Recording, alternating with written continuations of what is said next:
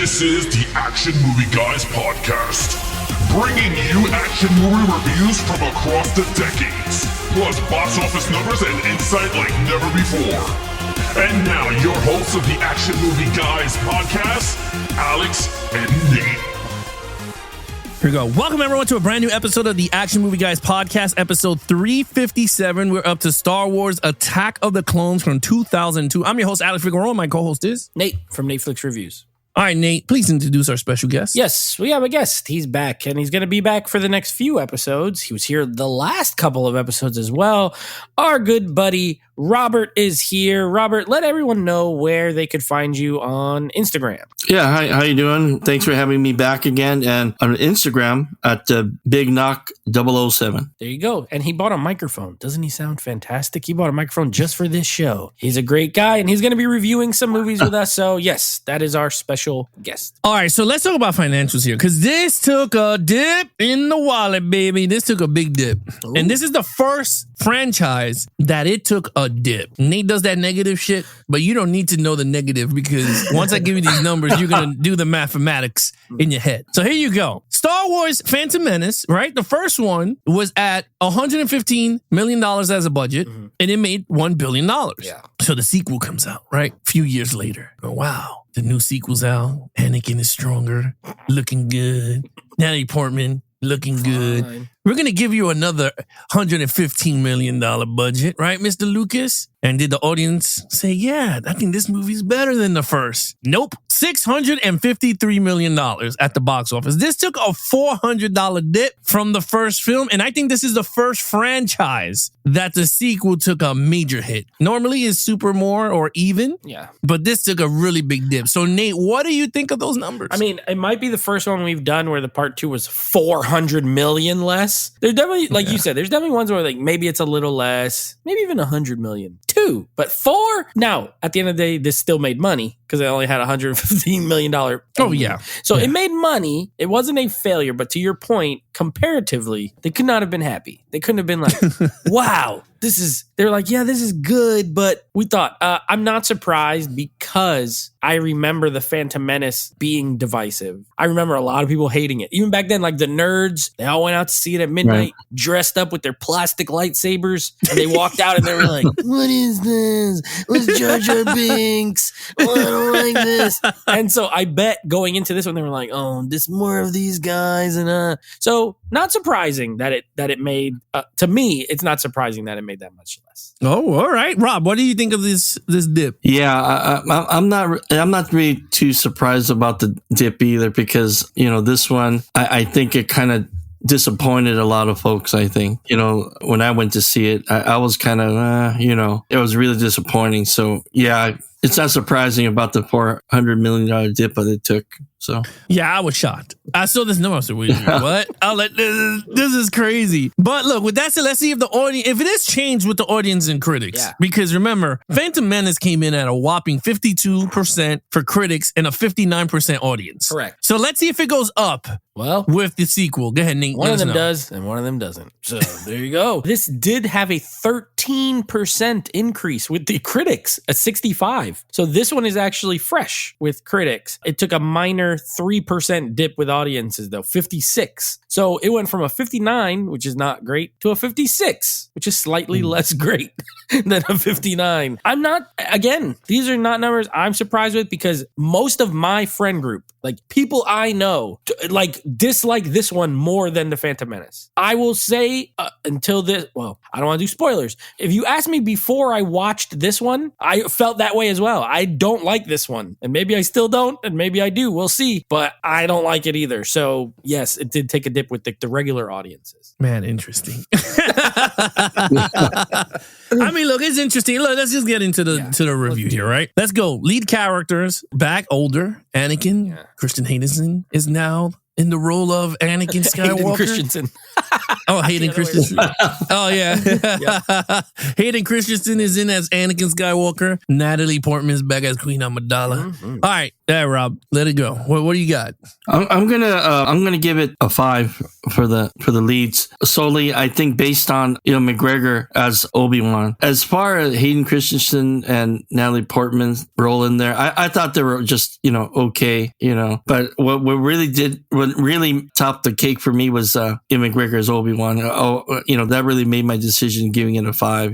Okay. It's always awesome to see as Obi-Wan. Cool. All right, Nate. That's What nice you got? That's nice of you, Rob. I'm here to not do this. I gave it a 3. Ewan McGregor as Obi-Wan is great. He's great in the first movie. He's better in this one, and he's, spoiler alert, even better in the next one. He's perfectly cast, and he's a great actor. Natalie Portman, she's fine in that. I mean, she's fine, but her acting is fine. You know what I mean? I had a big crush on her when this movie came out. I was a teenager. Mm-hmm. I was like, I absolutely love Natalie Portman. And an iconic look, by the way, with the white shirt and the white pant. Like, girls still do that like cosplay now.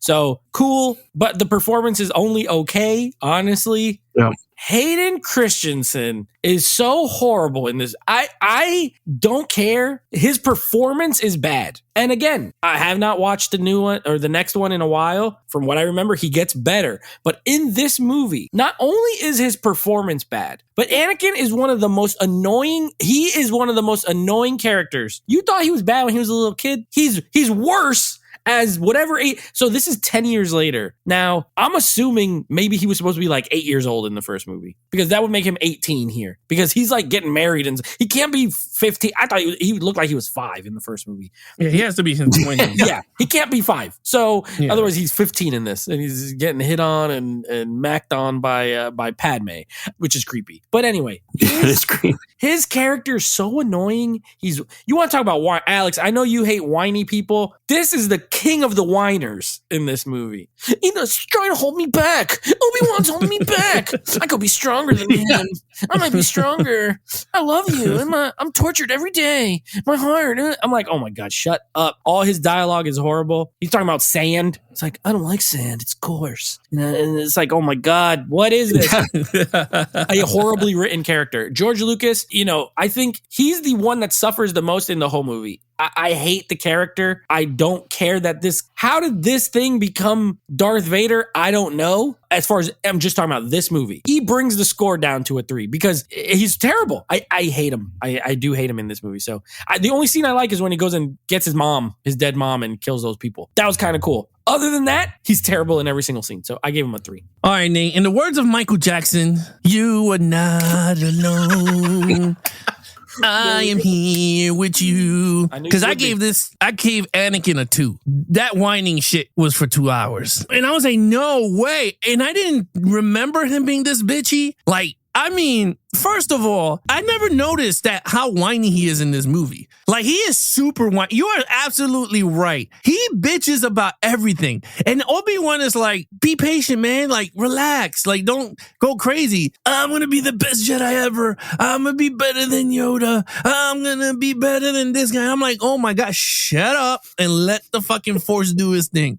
No, he gets angry for no reason. Like, he just gets angry for like no reason. Like, he got mad at her for like, he's an abusive dude, bro. Like, he got mad at her for like no reason at all. She was just like, I don't think we should do this. Why can I not do this? Yeah. He was mad and creepy. He was touching her. He was staring at her, and she's like, don't look at me like that. It makes me uncomfortable. Yeah, it's like a creeper vibe. Dude, he was very like a creep factor. It was like at 100. Like, yeah, so anyway, he was annoying. He was creeped. Obi-Wan suffered the most because I think they toned him back in this movie. Like, they really, they didn't put him in much scenes. Yes, you do get him going to the alien to check out the clones. And yes, he does his little investigation. But other than that, like, what else does he do? Like, the cool parts is when I'm gonna be honest with you, him and Anakin together was fun. Like, that buddy cop, like them talking to each other and yes, master, and all this BS. And I was just like, oh my God, remember when I took you out of whatever? And then he goes, I don't remember that. And he's like, oh, you should. And I was just like, oh God, like, this is just so like cringy. You're right, Nate.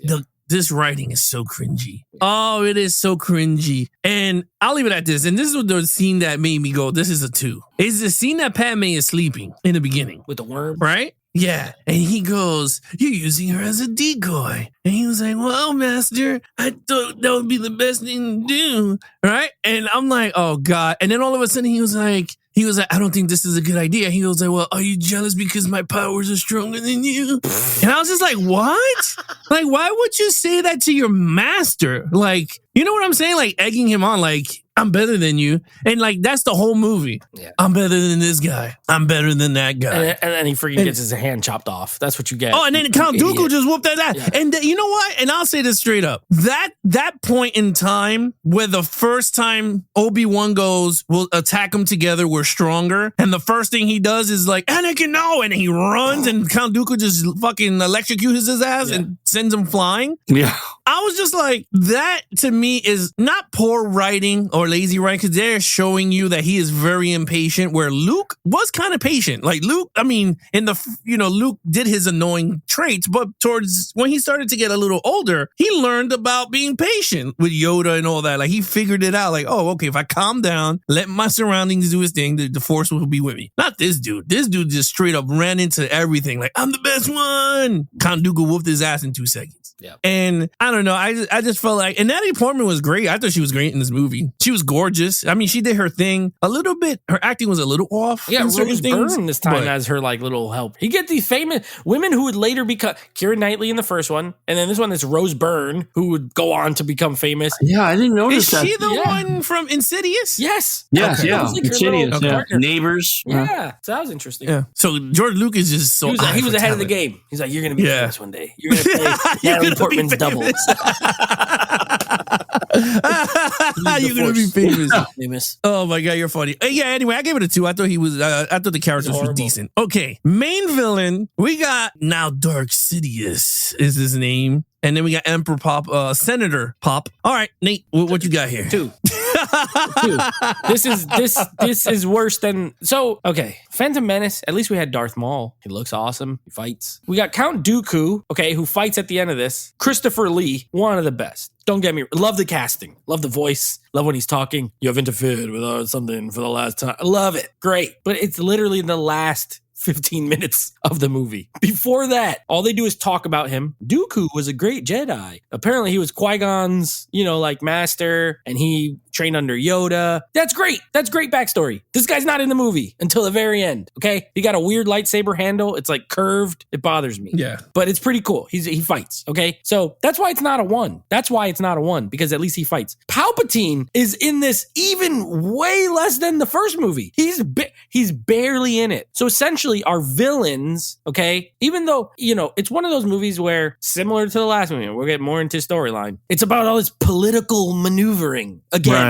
With the political maneuvering. And so a lot of it is background stuff. And the focus of this movie is more so Anakin and him kind of, him falling in love with Padme, and also his sort of showing that he has these, these fits of anger, and how they talked about it in the first movie, like, oh, he's mad and blah, blah, blah. It's more focused on that stuff than it is on villains. So Dooku looks cool, but he's old. Darth Sidious / Palpatine barely does anything. And then other than that, you have like Jango Fett, who I don't care what anyone says, absolutely whack. I mean, he's on this planet. He does one. It's a good action scene, and then he runs away. I hate when villains just always trying to escape, and he gets his head chopped off at the end, like just nothing. Chopped off. What do we have here? Nothing. And clone. No, the clones are good. Robots. Got a bunch of robots shooting guns. So I gave it a 2. I think this is the weakest of the Star Wars movies so far, villain wise. Okay, Rob, what you got? Yeah, I thought it was just the villains were just serviceable. Okay, so I give him a 3. You're right. Like it's the focus was. I hate when they do that. They go to the politics, and especially on this one, it kind of diverts into the love story between Padme and Anakin. So then it focuses less on our villains. That's what happened here. Yeah, Palpatine's hardly in there. Just a few minutes of screen time, and so I gave it a 3. Just serviceable, just okay for me. Oh man. Anyway, I gave it a 1. Whoa. In terms of villain, yeah. And this is why I gave it a 1. I thought the villains were boring. I thought they were boring. I could give 2 shits about Star Wars politics. because I'm not here for the politics. I'm not here for what happens to Naboo. Like, who gives a shit? You're just here to see what happens with the damn Jedis and Siths and all in between. I don't care about it, what happens to the world. And I don't know. I just feel like they really, I understand, like I said from the last movie, I understand where George Lucas was trying to go. But it was just like, if you're going to give me an Anakin story, then give me the Anakin story. Don't give me Anakin story plus what's going to happen around the world. Like, I don't give a shit with that. I do get the whole, once he got to Anakin and he started to maneuver the pieces and move Obi-Wan over here with that, Padme's over there, so let's send, Skywalker there so he can manipulate him. Like, that is like, I was just like, okay, that's cool. But you guys are right. The senator was just there for like a few scenes. And then the Emperor, Darth Sidious, or whatever you want to call him, the Sith Lord, right? He was just there for like 2 scenes. He's walking with Count Dooku, talking to him. And that's it. And I was just like, this is whack. Count Dooku, I think it has a unique character. I think he's cool because he was trained with Yoda and he fought Yoda, right? We'll talk about the action scenes. But, he had that little thing. They have a little action scenes there. But I kind of liked I wish we got more with him. Same. He's cool. Like, I thought we had more Right. him encountering Obi-Wan, but we didn't get much of it. We got it towards the end and it was kind of whack. Christopher Lee's a hell of an actor, though. Yeah. Hell of The an funny actor. thing is, Dooku tells Obi-Wan. He tells him, like, the Sith Everything. has invaded the set. Yeah, and Obi-Wan's like, I don't believe you. He's telling the Yeah. truth. He's like, no, it's not. No, it's good, guys. And he's like, no, the Emperor is no, I don't believe it. I'm like, well, okay, then don't believe. I mean, he's still bad, but he was telling you the truth. Yeah, and then I bet once part 3 comes out, you're gonna be like, oh shit, he was right the whole time. Shoot. Well, no, he does tell Yoda. I remember in the movie, he does tell Yoda, and Yoda's the one that's like, Yeah. He's like, you might be up to something. He's like, we gotta keep a close eye on these bitches. But yeah, no, at the end of everything, I just felt like the villains here were just, and I can't count the droids because they're nothing. They're personality. just, there's nothing. So I gave it a 1. Okay, action scenes, Rob, what you got? Okay, so I gave it a 3. I give him 3. I think the best of a whole movie is probably with Count Dooku and Yoda, probably that lightsaber scene. But I thought the action, this one's kind of toned down a little bit this film, so I just gave it a 3. It was okay for me. Wow. All right. I think this movie does 4 things good. Natalie Portman's hot. Yeah. Ewan McGregor, good casting. Hot. Hot. The musical score, absolutely hot. And I love the action in this movie. I gave it a 5. I think this one, the one area when I was watching this where I was like, bro, these are some banger action scenes. First of all, I love the chase scene at the beginning in the nighttime. Uh-huh. I love it. It reminds me of like an old movie for some reason. Like an Like old Fifth Element? yeah, Fifth Element, but it's at night, and they're all flying around. And it's a cool scene, good early scene. But there's some imagery that I think Lucas directed the hell out of the action scenes. He didn't do great with Hayden Christensen's acting. His writing's not amazing. I love the gladiator like scene at the end with the creatures where the 3 of them are in there. When the Jedis show up and they're fighting and they're charging into all the droid, awesome. It's like a great shot. I love when they're fighting and they're, then there's a part where like all this dust comes and all you see is the lasers, the blue lasers and the red lasers, and it looks awesome. When Count Dooku and Anakin are fighting and they cut the lights off and it's like dark and it's cutting between the 2 of them, sick. Yoda with the lightsaber, sick. There's a lot of really good action in here for me. Right. So I gave it a 5. I thought it was, there's not a lot of space battle in this one, which is interesting. Like you don't get a lot of in space stuff. But even the ground part where like all those like tank looking things are coming out and they're like, shoot the thing. And I thought it was great. I gave it a 5. All right. So this is the only spot of the film that is kind of high for me. And it's only because of one scene. I feel like everything else was it was mediocre. Like, I agree with Rob. It was mediocre. It was okay. It fit the storyline. But George Lucas did something that I keep saying it for all the damn Star Wars movies is the dark lightsaber fights. There's something about it, dude. There is something about you shut the lights off and have the good guy, bad guy fight in the dark. It's the stupidest idea, but in film, it looks great. When he hit the pipe, and the thing started to the fog everywhere, and then all of a sudden you see the lights cut in and out, and then you see the thing going really blue, really red. Yeah. And then they start doing the zoom, zoom, zoom, and I was just like, holy shit! I was like, this is and it's cool because you could hide Christopher Lee's age in the dark. Exactly. You could have someone else play Christopher Lee because in the dark you could switch out bodies. So I was like, this is so dope. I was like, this is the best scene hands down in the film. And I wish that they had Obi-Wan fighting also because they would have been dope. Green, blue with the freaking red lightsaber. was just massive. Oh yeah, that's a missed fights between them. opportunity. Yeah. Very missed opportunity. But then the Yoda fight. I'm okay with the Yoda fight. I was like, you know what? Yoda's fight was pretty cool. But man, he's so fucking fast. I was like, Jesus, like it was just like, and I was like, and then he goes back to a king, like he depleted all his energy. He needs it. He's tired. Yeah, I told my wife the only design that I would have did different with Yoda was his cane turned into the lightsaber. You know what I mean? Like he just goes click and he just drops in and he goes zero. And I'll be like, oh my god, that is like so genius. But he just opened up his cape. I thought it was cool. Jango Fett dying was stupid. Mace Windu doing his fight, he is the strongest one there. I thought it was pretty cool. But you got to see a lot of the higher ups, right? You got to see Luminari. She was there. I forgot the other names of the other characters, but they were all there. And I was just like, wow, I was like, it's really cool when you see them in live action in the shots, when you know who they are. And I was like, those are freaking dope. When you see the cartoons and then you see them in the movie now and you're like, whoa, Luminari's like, she was really at the Clone Wars Attack of the... Thought that was dope. I'm trying to think like other moments that I was just like, this is pretty... Oh, Anakin striking down the Tusken Raiders. Yep, that was cool. I wanted to see more. I don't know. It could have been me being greedy, but I wanted to see more of him. I want to see him attack the village, but when he's about to kill the kids, you can just cut it away because you already know. All you hear is like zoom, zoom. And I would be like, oh, this dude is that scene, though, when he comes back and tells her what happened is so hilarious because he's like, it's horrible. I killed them. Not just the men, but the women and children. Oh, I hate them. That is one of the worst directed scenes, I think, in the whole film. And the crazy thing is, right? He's like, I killed them all, Padme. I killed them all. And she goes, it's okay, Annie. How is that okay? I love you. Yeah. I'm like, what the hell? Wait a minute. Yeah, how is that okay, lady? Like, he just demolished an entire race. Every time he has these outbursts of anger, she's like, it's okay. Yeah. I love you, Annie. Yeah. Annie. But then we'll talk about it. And then the other one, you're breaking my heart. Oh, that part. Oh my god! I'm not looking forward to that scene. I'm not looking forward to that scene. You're breaking my heart, oh my God. We got more great writing ahead. Well, horrible. Anyway, I gave it a 5. I thought it was. I like from that Count Dooku scene. I think that was just elevated to perfection. Okay, storyline, Nate. No. 2.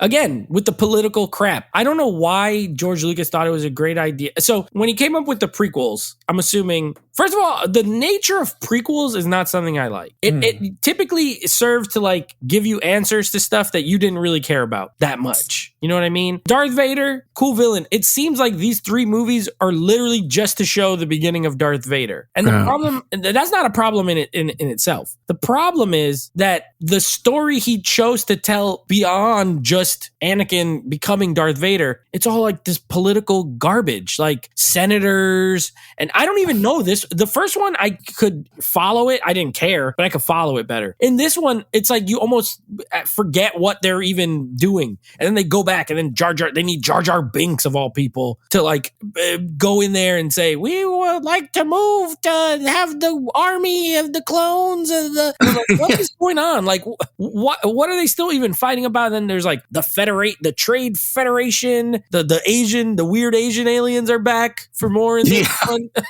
The Senate. We gotta go through the Senate.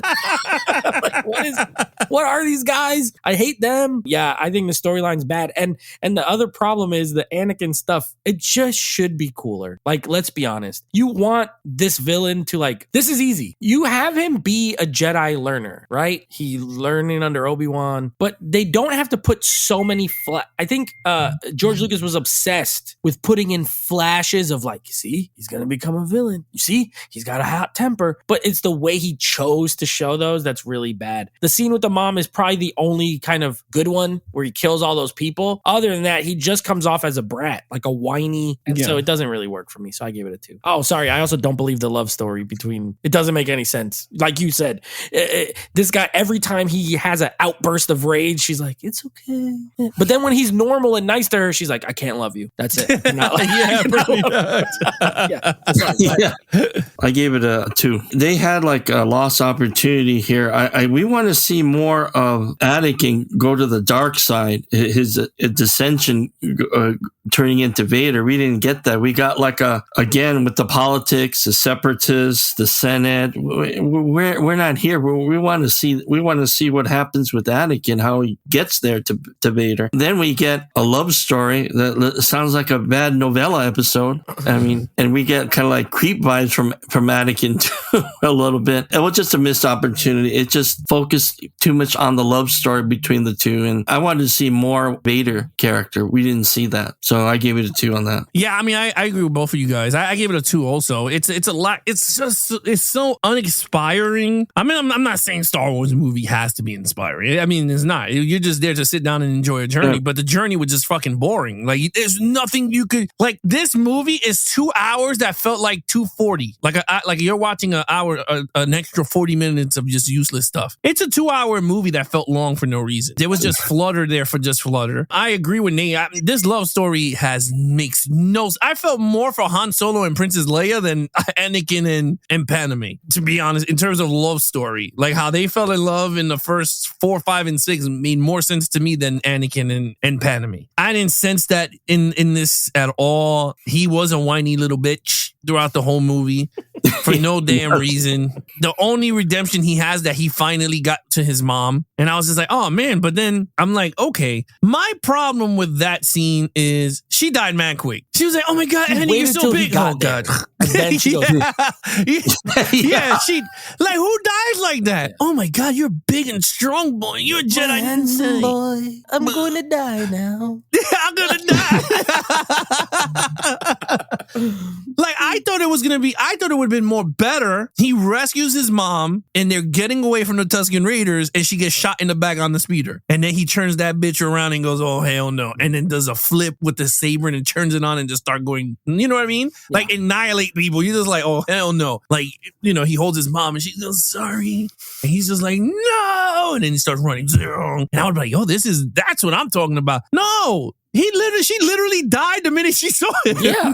She lived just long enough to see him. Yeah. She was like, wait a minute. She was like, it's finally complete. You're back. So, like, I felt like that was just so coincidence and dumb. I didn't like that at all. I hated the Uncle Owen is like his stepbrother, but then treats Luke like a slave. That makes no damn, like, I know your father. Like, no, you don't. You just met him for like 2 seconds. And he went to save his mom because you guys was so chicken shit to go get her from the Tusken Raiders. Like, he literally found her in 2 seconds. Like, he just cut a hole in the thing and she was right there. And I was like, anyone could have did that. Like, so I just felt like, honestly, and then story-wise, you know, the Senate and the Separatists, all that shit was kind of whack. And they weren't. It's confusing, too. So, like too. In this one. It's not very confusing. Oh, yeah. What is going on all the time? No. And you know, it's funny. My mind shuts off every time they go into the room with all the balls that they all discussing something. Yeah.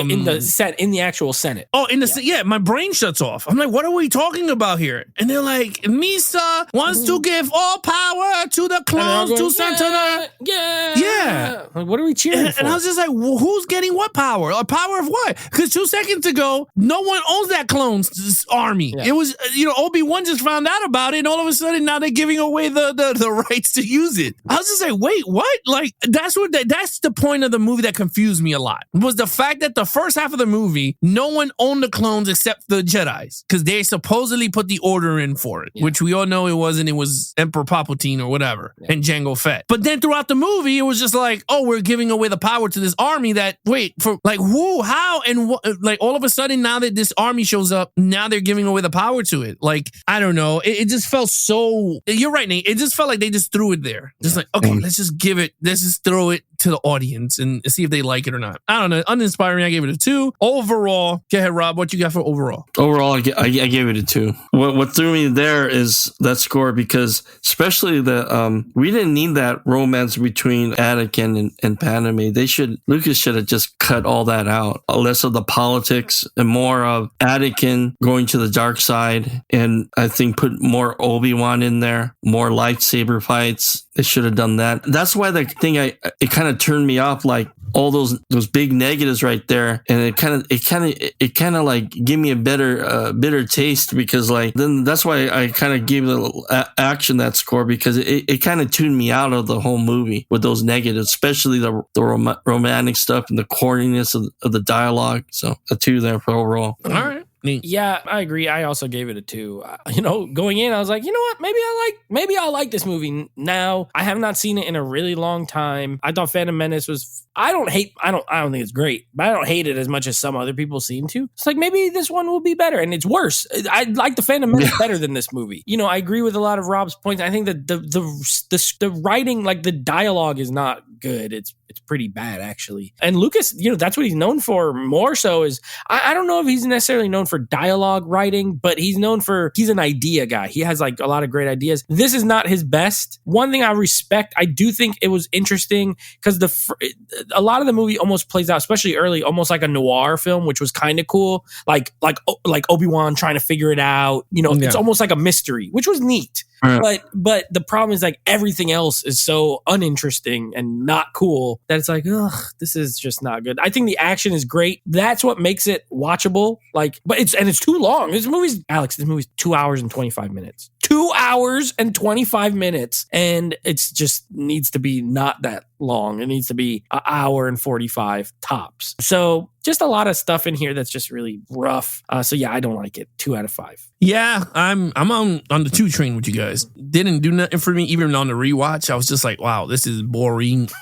Even on the rewatch. Honestly, I agree with you, Rob. I think if I would change the script, I think I would go more with Anakin having problems with the Jedi's ways. Right. And that would have been more the conflict of the film. Him not budging with it. Like him and Obi-Wan keep clashing because like the Jedi's didn't know to do this. And he's like, why? Why don't we just do it this way? And there's just so much butting heads. That's the reason Ahsoka left. I mean, for those of you out there, that's the reason Ahsoka left the Jedi Order, is because she didn't like the ways of the Jedis. She just broke out. She was like, hell no. She was like, you guys betrayed me in this. If you guys watch like the cartoons and stuff, you'll see what they did to her was really fucked up. And she literally was just like, I'm out this. And she left Anakin. And that's the thing. And Ahsoka's Anakin's Padawan. And she left him out to dry. She was just like, I can't do this no more. And that's another thing. It's like, if they did a storyline like that in this movie, that would have been dope, because then he would have been conflicted with the love of Padme, the Jedi Order, and then within that, you throw in a little spice of Darth Sidious, but not Senator. You don't show the Senator. I think the problem is showing the Senator and Darth Sidious at the same time was way too much. They should have just had the Dark Sith Lord sprinkling in the little him churning. Like, you know what? Jedi's didn't tell you that you could do this. And he's like, what do you mean? You could do this. And then all of a sudden he does it. And it's like, Anakin, you can't do that. That's a Sith way. And it's like, wait a minute, but it helped us get out of this situation. You understand what I mean? Yeah. Like, yeah. A lot of conflicts of that. His mom dying. You see his rage. And Yoda felt the conflict between good and evil, because he was just like, he went straight evil and killed people. I think that's where George Lucas messed up a lot. I think he should have just did it in a way that way to guide the audience in the eyes of Anakin, not the world of Anakin. I think if we were following his journey turning into Vader, would have worked better. That's just me, but I gave it a 2. Total points, Nate? 14 out of 25. This is the lowest. This is the lowest I've given a Star Wars movie so far. I don't know if it'll be the lowest I'll ever give a Star Wars movie, because we got more coming. But so far, this is my least favorite so far. Okay, Rob, what you got? Points? I gave a total of 15. All right, ballpark. And I didn't. Yeah, this is one of the least favorites of the Star Wars films, and I did like Phantom Menace a lot better. All right. Well, you know what, Rob? You're the highest one out of us 3, because I gave it a 12 overall points. I'm the lowest of this, and I think to me this might be the lowest one out of all of them. Yeah. And I'm not talking about 7, 8, and 9, because that's a different trilogy when we get to that one. Oh yeah, this is definitely my lowest out of these 3. Yes. No doubt. Yeah, out of 3. Lower than some of the other ones, but that's what I'm saying. I'm not yet putting in the other films, but this might be the lowest one in these 3. I do agree with you guys. Phantom Menace is a way better story, and which is weird overall, to say. So now. Yeah, it is very weird with that pod race, the pod race in the middle. Yeah, I mean, look, that movie has a lot of issues, but this one, just the story is worse. It is worse, and while there's moments that are better, the story's worse, and Anakin's worse, and he was annoying as a kid, and he's even worse as however old he is in this movie. Yeah, and you know what's funny? Anakin as a kid shit wasn't. I mean, he got better throughout the film. Correct. He started to get better. He was just but annoying in this all the This time. one, he was mad bitchy. Yeah, I agree. All right, Nate, what's coming up next on the podcast? Okay, well, coming up next, we got we're continuing on with Steven Seagal month, which gave us a fantastic movie last week, Under Siege. This week, we're doing a little Out for Justice. Rob will be back for that. And then we wrap up this trilogy. You know, I've liked doing these trilogies because it gets us through pretty quick. So we will be wrapping up the Star Wars prequel trilogy with episode 3, Revenge of the Sith, a movie that I have not seen in a long time, but I do remember liking a lot. So we'll see if it holds up. If it doesn't hold up, and Rob will be back for that one as well. All right. The only thing I remember from Return of the Sith or Revenge of the Sith, whatever. yeah. I remember it was long. I remember in the theater, I was like, damn, this shit is kind of long. I did see this. But they had like that hour and a half battle between Obi and Anakin. I was just like, oh, I do remember that part. I remember there's some Chewbacca's in here too, like in the third Yeah. one. There's like at the end, there's like a bunch of Chewbacca. I don't know what they're called. The Wookiee Bunch of land. Wookiees. Yeah. Wookiees, Yeah, yeah. a bunch of Wookiees, yeah. But all right, with that said, Rob, thank you so much for sitting down on this episode. If you guys want to follow us in our social media accounts, please follow Nate over on Instagram at Netflix Reviews. Check out the podcast with him and his friends called Netflix Movie Reviews. Nate goes live every other Monday at 9 p.m. Eastern on his Instagram account at Netflix Reviews. Anything AMG podcast, you guys can follow us on Geeks and Flicks on Instagram. And of course, we're on YouTube. The AMG podcast is on YouTube. You guys can go to www.youtube.com/@actionmovieguys. Other than that, I'm your host, Alex Figueroa. My co-host is Nate from Netflix Reviews. Be awesome to each other and geek out.